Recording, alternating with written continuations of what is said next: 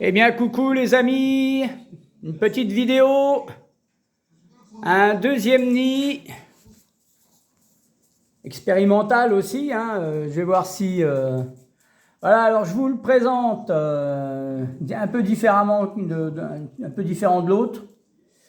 Des chambres plus profondes, environ 4 cm, 4 cm et demi.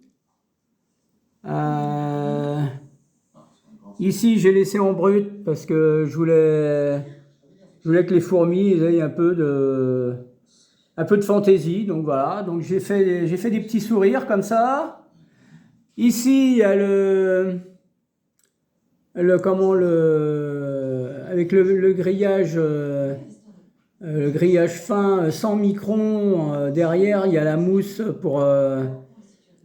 pour mettre l'eau, hein, donc pour l'humidification. Bon, il est beaucoup moins mouillé, hein, je l'ai fait sécher hier, là, il a séché toute la nuit.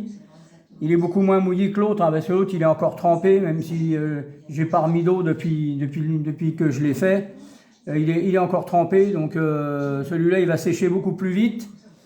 Alors je vous explique un peu comment je l'ai fait. Bon, l'air de chasse, hein, avec le trou, là, l'entrée. Voilà.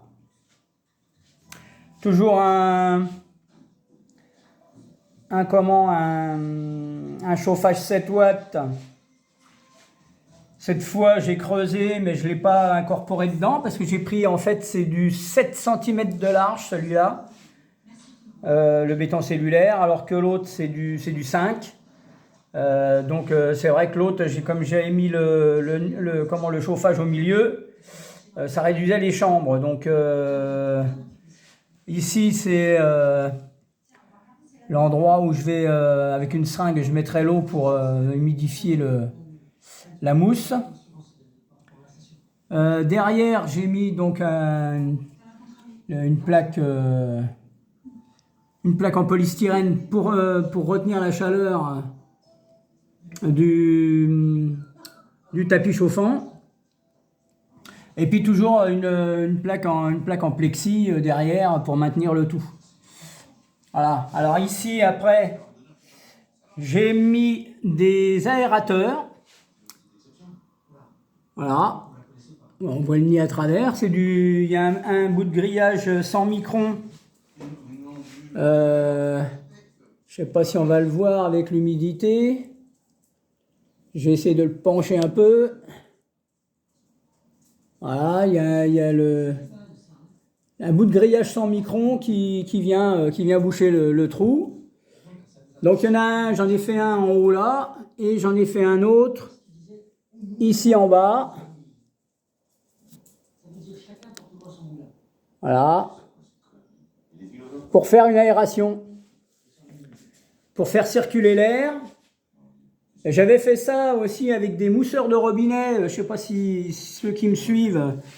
J'avais fait ça avec des mousseurs de robinet sur mes gros nids en plâtre, qui étaient plats. Et ça marchait très bien parce que je trouve que de remettre une aération, c'est quand même... bon, puis pour sécher le nid, ça sera certainement mieux. Donc de toute façon, j'ai le nid, on va me dire, ouais, t'as encore fait un grand nid. Oui, j'ai fait un grand nid, mais là, ce que j'ai fait, c'est que toutes les chambres correspondent. J'ai fait volontairement les trous au fond pour que les fourmis puissent passer derrière et non devant. Pour comme ça, ils mettront, j'espère, les larves, les œufs devant la vitre. Et elles passeront derrière, parce que j'ai remarqué que dans l'autre nid, comme il n'est pas large, ils ont collé tous les cocons et les larves, les œufs sur la vitre. Et ils passent derrière, mais seulement, comme c'est pas large, ils n'ont pas beaucoup de place, hein. Ils se montent un peu les unes sur les autres. Donc là, il y a quand même 4 cm et demi de large. Même pour que je vais mettre les fêlas dedans.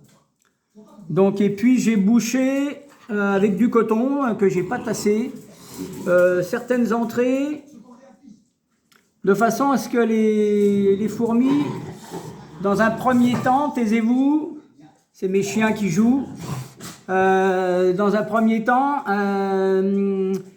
il s'installe dans la partie haute du nid et dans cette partie-là où il y a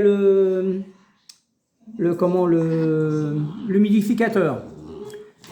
Tout le reste c'est bouché. Il y a juste celle-ci. Vous voyez, j'ai mis du coton au fond. J'espère qu'ils l'arracheront au fur et à mesure que la colonie va se développer. Et puis ce soir, je vais faire un trou là dans l'aire de chasse là, et je vais brancher les fêlas. Et je vous referai une vidéo demain si dans la nuit ils ont déménagé.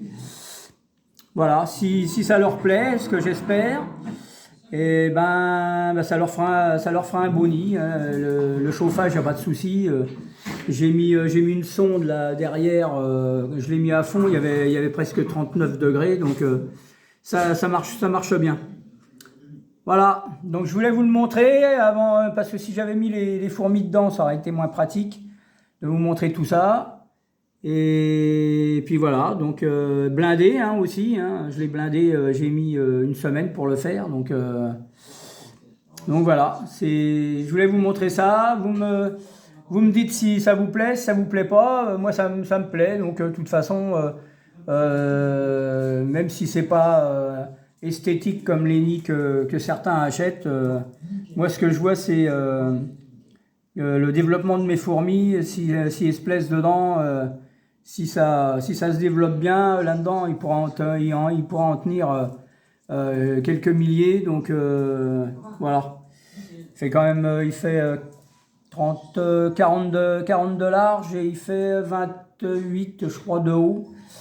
Donc voilà, c'est quand même un beau nid hein, par rapport au petit nid qu'on voit. J'espère que ça fonctionnera. Je vous montre ça demain. Si les fêlas ils ont déménagé, et puis un petit pouce bleu, ça serait sympa, et puis un petit commentaire si ça vous plaît ou pas. Voilà.